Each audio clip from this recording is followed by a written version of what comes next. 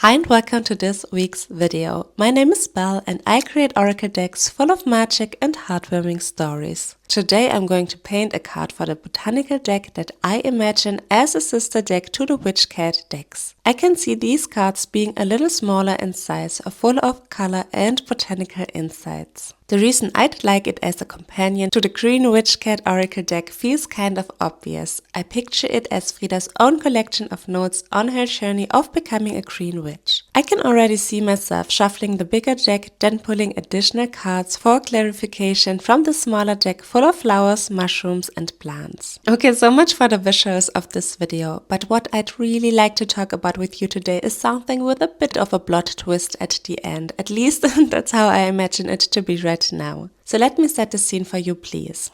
I came across an Instagram post from someone whose work is very dear to me. A fellow oracle deck creator, much more experienced and established than I am at the moment. And I love her decks. In fact, it was because of her creations that I even got the idea to put my imagination into physical form too. Something that could be a spiritual tool, a piece of art and a true companion in daily life. In her post, she shared that she felt angry because she had just sold the last copy of one of her decks and that reprinting was out of her budget. Why, you might ask?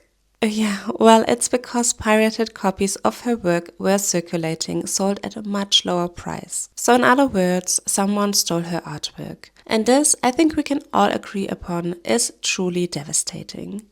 As artists, we pour our heart, soul, time and energy into our projects. We gather ideas, shape them in our minds, bring them into the physical world. The process takes hours, energy and love. And when something like this happens, when all of that is just taken away from the artist, I guess the first response is often fear. Fear that it could happen again, fear that it could happen to anyone. I had to sit with this for a while. I asked myself, where's the sense in all of it? Why create it all? Why put in all the effort if there's always the chance it could be taken away? And you know what? My family is on vacation right now and I'm home alone, so there has been a lot of quiet space for me to ponder this. And yes, the question feels big and heavy, but if you're thinking right now, oh, I don't really want to sit with such a heavy thought, please stay with me because honestly there's an uplifting realization just around the next corner. I thought about all the effort that goes into my work, into these videos. Even though they're not highly edited, I still put time, energy and love into this work. Also into my paintings, into sharing and putting the work out there.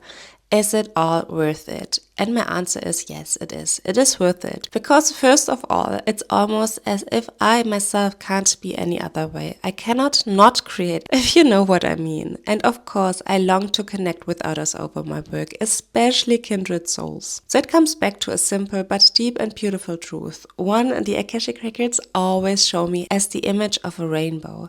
It's the way that matters, not the end result. If you feel fulfillment in creating, in sharing, in connecting, then that's already the win. That's the reason to keep going. The final product matters too. Of course it does. But if the process itself nourishes you, then that is the greatest gift. And if you love creating but dread certain parts, for example, maybe you love painting but dislike sharing online, then share in smaller ways. Show your work to friends, to family, to your circle. But don't let fear stop you from doing what you love. Don't let it make your choices. Let the process itself nourish you, not the outcome. Because the truth is, things like this can happen. Our work can be stolen, reproduced, sold for less. That is outside of our control. But what is in our hands is this: to create with joy, to be present in the moment of making, to lean into our passions, to find meaning in the act of creating and connecting with others. And that is what I believe is what truly matters, especially when those creeping thoughts threaten to blow out the fire of our motivation and spark of creativity. So as I paint this little botanical card today, first and foremost, I want to have fun with it. I love to play around with my watercolors, to watch how the colors have a mind of their own. When they flow and mix in the background, it always fascinates me to see how the mood turns out in the end.